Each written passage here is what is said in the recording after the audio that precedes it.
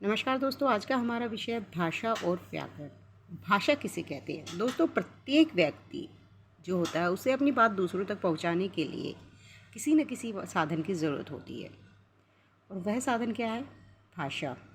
हम अपने भावों का आदान प्रदान किए बिना नहीं रह सकते, विचारों को आदान प्रदान किए बिना नहीं रह सकते। इन सब के आदान प्रदान करने के लिए हमें किसी न किसी साधन की ज़रूरत होती है और वो साधन होता है भाषा। भाषा किसे कहते हैं? भाषा के कितने भेद हैं, भाषा के रूप कितने हैं, ये सभी आपको इस वीडियो में देखने को मिलेंगे। दोस्तों, वीडियो को अंत तक ज़रूर देखिएगा ताकि आपकी सभी परेशानियां दूर हो सके भाषा और व्याकरण से संबंधित। और अगर आप हमारे चैनल पर नए हैं तो चैनल को सब्सक्राइब ज़रूर कीजिएगा। भाषा शब्द की जो उत्पत्ति है वो संस्कृत के भाष धातु से हुई है और भाष धातु का अर्थ है बोलना। भाषा किसे कहेंगे? भाषा वह साधन है जिसके द्वारा मनुष्य अपने मन के भावों और विचारों को दूसरों के सामने प्रकट करता है और दूसरों के भावों और विचारों को समझता है। मतलब एक भाषा ही वह साधन है जिससे हम दूसरों के विचारों को सुनते हैं, समझते हैं और अपने विचार दूसरों तक पहुंचाते हैं। भाषा के जो रूप हैं वे मुख्य रूप से तो दो ही हैं, मौखिक भाषा और लिखित भाषा। जब हम मुंह से बोलकर अपने विचार प्रकट करते हैं तो वो कहलाती है मौखिक भाषा। मौखिक भाषा के रूप कौन कौन से हैं? भाषण, वाद विवाद इसके उदाहरण हैं। लिखित भाषा में क्या होगा? जब भावों या विचारों को लिखकर व्यक्त किया जाता है और पढ़कर समझा जाता है तो वह लिखित भाषा होती है। समाचार पत्र, पुस्तकें, ये हमारी लिखित भाषा के रूप हैं।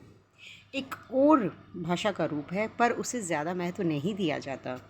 क्या होता है कि कई बार हम अपने संकेतों के द्वारा भी अपने विचारों का आदान प्रदान करते हैं, जिसे हम क्या कहेंगे? सांकेतिक भाषा। भाषा के कुछ अन्य रूप भी हैं, जैसे मातृभाषा। मातृभाषा किसे कहेंगे?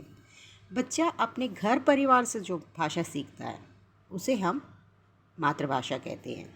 जैसे बंगाली परिवार के बच्चे अपने माता पिता से बंगाली भाषा सीखते हैं तो उनकी मातृभाषा क्या है? बंगाली। पंजाबी परिवार के बच्चे पंजाबी सीखते हैं तो पंजाबी उनकी मातृभाषा है। दूसरी है राष्ट्रभाषा किसे कहेंगे?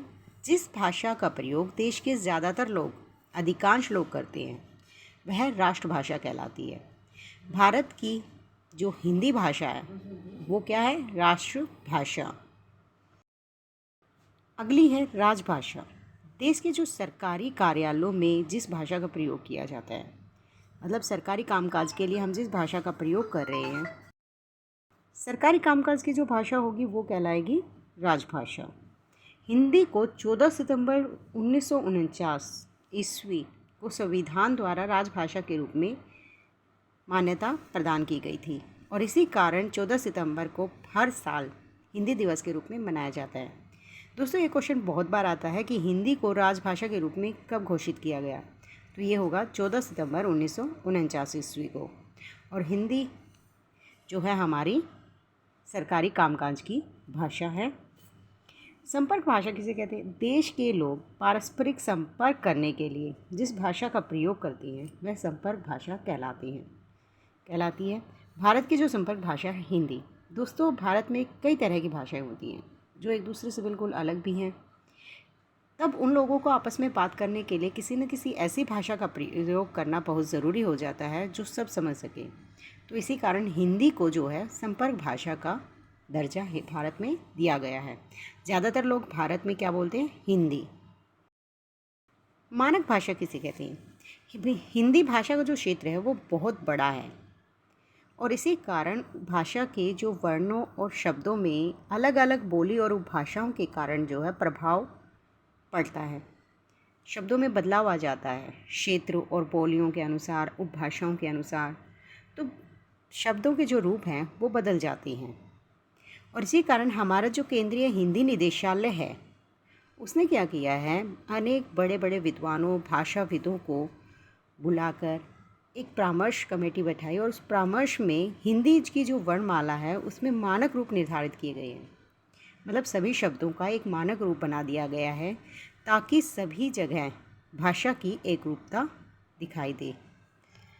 अमानक रूप देखो, सैया ये क्या है? अमानक रूप है। आई भी अमानक रूप है। और हुआ भी अमानक रूप है। सैया का क्या होगा? सैया। आई, आई। हुआ, हुआ। ये हमारे मानक रूप हैं। हमारे जो भारतीय संविधान में हैं 22 भाषाओं को स्वीकृति प्रदान की गई है और वे 22 भाषाएं हिंदी की कौन कौन सी है? हिंदी, संस्कृत, उर्दू, डोंगरी, पंजाबी, मराठी, गुजराती, उड़िया, बंगला, असमिया, कोंकणी, कन्नड़, तमिल, तेलुगु, मलयालम, कश्मीरी, बोडो, संथाली, नेपाली, मणिपुरी, सिंधी और संथाली। ये हमारी 22 भाषाएं हैं जिन्हें भारतीय संविधान में मान्यता प्रदान की गई है। अगला है कि बोली क्या है? बोली एक क्षेत्रीय रूप है भाषा का। भाषा के क्षेत्रीय रूप को बोली कहते हैं और 5-10 मील की दूरी पर जो बोली है वो बदल जाती है। बोली में अंतर आ जाता है। मगही, भोजपुरी, अवधी, ब्रज, बुंदेली, हरियाणवी, मेवाती, मारवाड़ी, ये सब क्या है? हमारी बोलियां हैं। अगला आता है लिपि। लिपि किसे कहेंगे? मौखिक ध्वनियों को लिखित रूप में प्रकट करने के लिए जो चिन्ह निर्धारित किए जाते हैं उन्हें लिपि कहते हैं। प्रत्येक भाषा की अपनी अपनी लिपि होती है। क्योंकि हिंदी में हम बोलते हैं अ, तो इंग्लिश में हो जाएगा ए, तो इससे क्या होगा? लिखने में परेशानी आ सकती है। तो इसलिए हर भाषा की अपनी अपनी लिपियाँ होती हैं।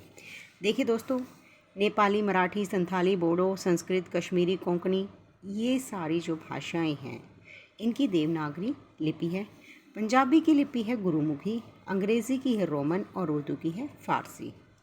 अगला पॉइंट जो है वो है व्याकरण किसे कहते हैं?